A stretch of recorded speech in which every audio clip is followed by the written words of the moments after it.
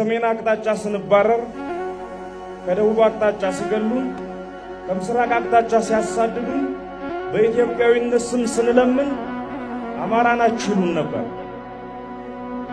መገፋቱ፣ መሽቀንጠሩ፣ መገደሉ፣ መሳደዱ፣ መፈናቀሉ መሮን ካላችሁንማ እሺ አማራ ነን ማለት ስንጀምር የለም ኢትዮጵያውያን ናችሁ ማለት ጀምሯል።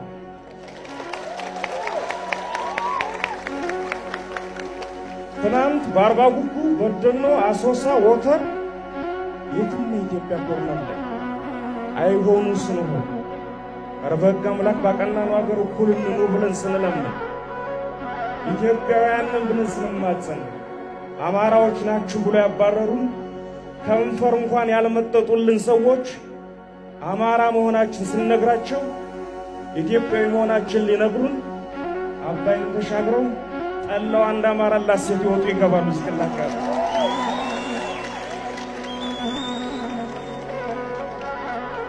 ማን በላይ ዘለቀልኝ ስለ ኢትዮጵያዊነት ደፍሮ የማስተማር ሞራል ልዕልና ያለው ማን ነው? የንጉሥ ሚካኤልን የመይሳው ካሳን የምዬ ምኒልክልኝ ስለ ኢትዮጵያዊነት ደፍሮ የመስበክ ሞራል ያለው